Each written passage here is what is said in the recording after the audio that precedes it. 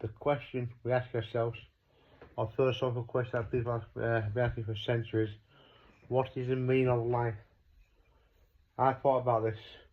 What is the meaning of life? And I always thought there was no question that could give the answer to every single possible person's response to that question. So I used to think it's whatever it means to you personally, an individual question with an individual answer, or question with an individual answer. You walk down the street, what does life mean to you? What's the meaning of life? We're here, we die, and that's what it means to me. Walk further down the street, you ask the same question, and they say, "Well, I believe in God. I believe we're here for a reason, and all go to heaven." And then you walk down the street, ask another person, what does life mean to you? What's the meaning of life? Well, I'm an atheist. I don't believe in God. So I've always thought to myself that would be an individual answer. But then I thought about it. If there was ever an answer to what is the meaning of life, I would say it's to suffer. Because that is the answer that you could give to, that everybody could give. Because we all suffer. Just different degrees of suffering. When you hear the word suffering, you think of extreme, like extreme poverty, or something of real like real pain, real struggle. War. The aftermath of war, all that type of the word suffer. But suffering could be used in all kinds of contexts. Like, for instance, a CEO of a multinational, multi-billion corporation. You could say that you look at that person's life, and you could think, you've got all the wealth in the world. You've got the mansion, you've got the cars, the luxury holidays. You can look at that and wouldn't want for nothing. Wouldn't have to worry about the bills. Wouldn't have to worry about anything. So you think that you've got a fantastic life, a carefree life. But what you don't see is those in between bits. And what I mean is, those things are the fruits of the labour. That's the reward for hard work, for achievement, for rising to that success, for those things. But you don't see that climb, do you? You don't see that struggle to that point. You don't see day to day, the struggles to get those things. You just see those things at that point whenever you may see them. Because that person was a multinational, billion, business owner, will still feel tragedy, will still feel loss, will go through stress, greatest amounts of stress. Getting contracts, the day-to-day, like phone calls of business, the stress of being that person.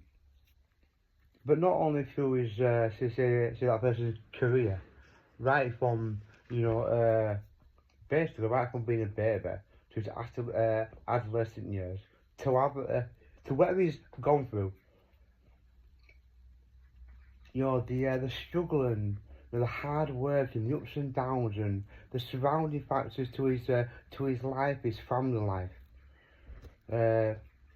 Like loss of grandparent, the loss of of a loved one. You don't see those in between bits, do you?